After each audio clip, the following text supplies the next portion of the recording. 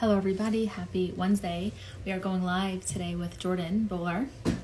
We'll wait for some of you to join us, and we're going to ask Jordan those 4 questions that we ask some of our professionals, and we get to hear their insights and their wisdom that they've gained throughout their years working or just as a human being. And let's just wait for some of you to show up.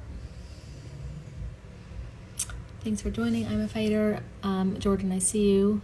Thanks for joining, Devairi. Let me just add Jordan 1 second.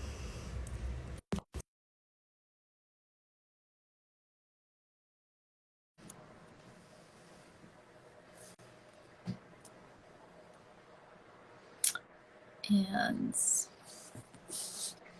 okay, Jordan, I see something. I just don't see your face. Now I see your face. Can you turn it the other way though? Because you're like horizontal. Oh, Can you yeah, sure, totally. Okay. no worries. Switch it up here. I'll have to hold it. That's okay. Perfect. Happy Wednesday. Thanks for being so cool about this. Is this your Yeah, first live? this is my first Amazing. time. Thanks for walking me through this. Thank you. For sure. No, you're doing fine. You're doing amazing. It's so brave of you. Like, I used to be terrified to do lives, so I completely get it. And like, I commend you for being so brave. Okay, so let's get right to it. You said you were going to be less than 10 minutes. So let's see if we can keep that record. Yeah. That's at least when I was thinking about, when you posted the thing, and I was thinking about like what those answers were for me today. I feel like they're brief, but who knows? Perfect. Maybe Yeah, we'll no, expand I'm into them. down. I don't have much more than 10 minutes, so I was very excited when you said that. Okay, so the first Perfect. advice you ever received, but the worst advice you ever received? The worst advice I ever received is professional advice. Yes. And that is you can't work harder than your client. Mm-hmm. And I think that is something that the therapy world holds sacred. Mm-hmm. I think really what they're trying to get at is that you can't work if your client isn't. Mm-hmm. Right? Yeah. But given we're working with people that can really only give 5, maybe 10%, it is, I think, our job to meet it with the other 90, 95 Mm-hmm. to be able to give 100% of ourselves. So Yeah. I would say anytime I'm working with someone, I am working way harder than they are. Mm-hmm. But that's because it's my job to fix things, to clear things up, to shift things if I can. I love that. So that's so original, and that it's so, I love that perspective and that shift, because you're 100% right. It is like touted as like a very professional, popular cliche, and I think that there's a lot of misuse of it and a lot of like shirking of responsibility. Like, okay, they're only giving 5%, so I'm just going to sit back and relax and give 5%, which is me, just sipping my tea and doing nothing else, I like that. I really like that your spin on it. Beautiful. Brilliance. The best advice you ever received, what would that be? The best advice I ever received, I think I received as I was growing up. Mm-hmm. And it had to do with my Jewish identity. Mm-hmm. But I don't think I identified it as useful advice in that context until I was older, Mm-hmm. and I rediscovered it. And the way I rediscovered it was through Dr. Timothy Leary of LSD fame, Okay. who put out Think for Yourself and Question Authority. Mm-hmm. And that, to me, when I learned about it in that context, Mm-hmm. was about challenging traditional held ideas, and having direct experience Mm-hmm. of my spirituality, of what it means in terms of my connection to something bigger than myself, as opposed to going by what I'm told or what's written about it. Yeah. And I've really valued that in my life, Mm-hmm. the drive for direct, immediate experience Mm-hmm. of these things, because it's made that world to me very real, Mm-hmm. and very, very personal. The advice, think for yourself and question authority, I think that in a certain sense, it's a little bit of what it means to be Jewish, Mm-hmm. right?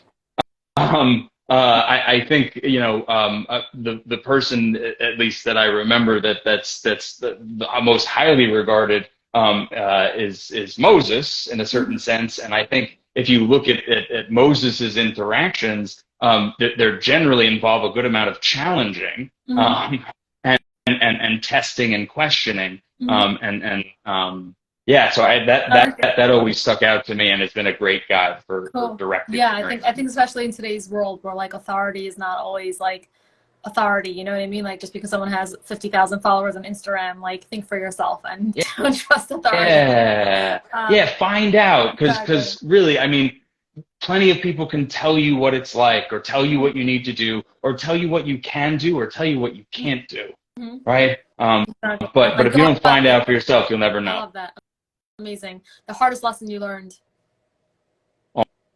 All flows, nothing lasts, Mm. and it's the hardest lesson to learn. A, because there's the positive aspect of it, which is that things that suck Mm-hmm. Mm-hmm. over time suck less and change Mm-hmm. and things like that. So nothing kind of sticks around, but also that the really beautiful and amazing things in life are so precious because they pass Exactly. you can't hang on to Exactly. them, right? It's not always going to be this gray, but it's not always going to be this beautiful either. Great. So that Yeah, and that's a lesson you have to keep learning.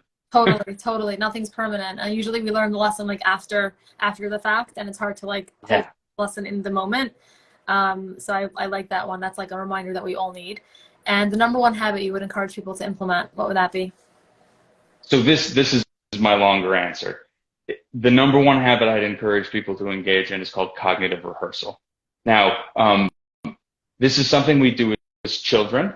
It's how we learn. My daughter, who's very young now, toddler age, is in her crib during her naps, Mm-hmm. rehearsing in her mind what to say, songs that she knows over and over and over again. Mm-hmm. Practice makes perfect, Mm-hmm. right? Just like when I learned to drive. At first, I'm hyper conscious of everything, the mirrors and the steering wheel, and oh my God, not the highway. And then slowly it becomes more automatic. And then finally it's second nature. So I show up somewhere and I go, wait a minute, I wasn't paying attention. How did I get here alive? Totally. To rehearse in your mind, which is something that we do as kids, but it's not taught as a learning method Mm-hmm. for some reason, is another way to practice things. Mm-hmm. You might have heard about this in the context of like using lucid dreaming to improve some sort of skill, like public speaking Mm-hmm. or something like that. Or more like imagery. But the idea, It sounds to me like a little bit of imagery, like using visualization. exactly. So the idea here is if you could automate any psychological state, whether it was meditative and clear and focused or invigorated and passionate and interested, what would you automate? And if you would like to automate that, if you'd like to program your brain to be in that psychological state in a given situation or all the time, Mm-hmm. what you would do is you would imagine yourself, visualize yourself, but as if you're seeing yourself on television. Mm-hmm. So it's not you doing it, you're seeing yourself do it. So if it's meditative mindset, I'm seeing myself sitting on that rock in perfect peace, floating in the air, and totally clear mind. Mm-hmm. And you do that every day for a few moments over a period of a couple of weeks, and you set a reminder to do it so you don't forget. And I think you wake up on day 13 and 14 and find that thing is automatically happening. And it's a revolutionary approach to doing this. It's incorporating learning method, what we've learned from advances on the frontier of working with internal family systems, rapid resolution therapy, and other mimetic therapies. And what this is how to program your brain. Wow. So we can I just saw that little comment about lucid dreaming. We can talk more about that. I think we should do another live about this, Jordan, like really break it down for people, because I think it's like a lot of what people say, like these like whether it's professionals or influencers, a lot of it is about like visualization and imagery and like you'll get your goal and you'll get your dreams and da da da da, and like there's a way to do it that it definitely brings you closer onto your path of like figuring things out, and then there's a way to do it completely not correctly, which I think like yes, you have to know that what you're automating is a psychological state. So if you're seeing yourself with money, money is not a psychological state, right? But if you're seeing yourself feeling abundance with or without money, you can cause that, and that's really the feeling that you're going for. No one's going for actual security. Actual security doesn't exist, right? Nothing lasts. people are going for a feeling of it. Mm-hmm. So if you can automate the psychological state, which is feeling secure, Mm-hmm. and what that would look like, that's all you need.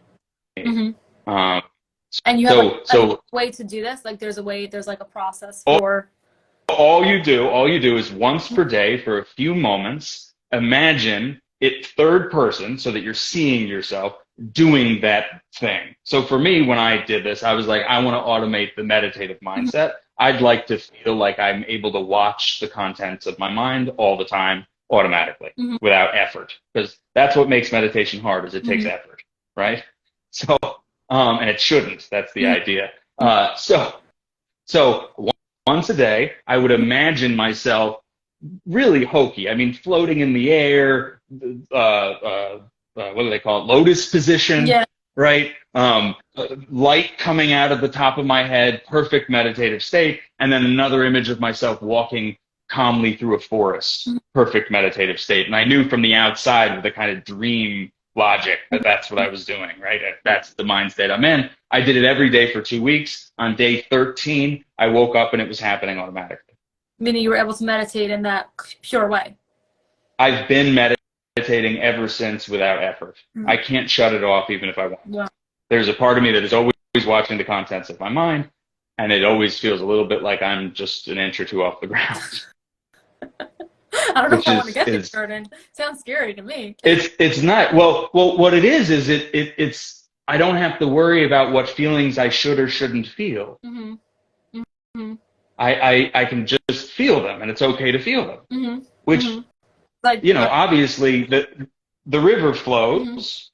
The problem is if you dam it up, the water stays stuck right there. Mm-hmm. But if, obviously being present is just letting it flow, and then so it comes into my mind, and then it goes out. There's no like, no, I shouldn't be angry, or no, I shouldn't feel that. No, I shouldn't. This shouldn't be this way. That entire thing has dropped away, and as a result, it's just like seeing what it really is. I love it. This is very cool. I told everybody, I gave people a heads up that this is going to be deep and spiritual.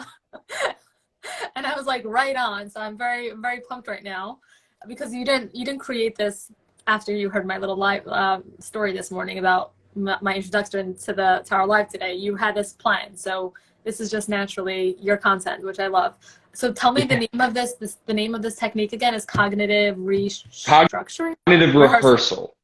Right? It's just practicing for something in your mind. It's just that what we're able to automate with our mind is mental states. Correct. And that's it. So I tried one where I was like, okay, what happens if I imagine myself working out a lot? Could I like build muscle? Wouldn't that be nice, right? Yeah. Just like lay there and imagine it. But what I found at the end of 2 weeks was not that I had increased muscle mass, but that I felt stronger. But just like I had the psychological effect of having worked out intensely for a couple of weeks. Does that make sense? That's very interesting. That's very cool. Yeah, I definitely would want to talk more about this, because I feel like we just scratched the surface.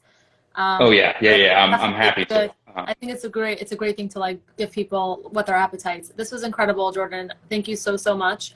I love everything that you shared. Like, I think it's original, it's deep, it's spiritual, and it's like just the right amount of spice to like get people thinking. So thank you so much for that. And yes, we'll connect offline about maybe setting something up for some deeper stuff.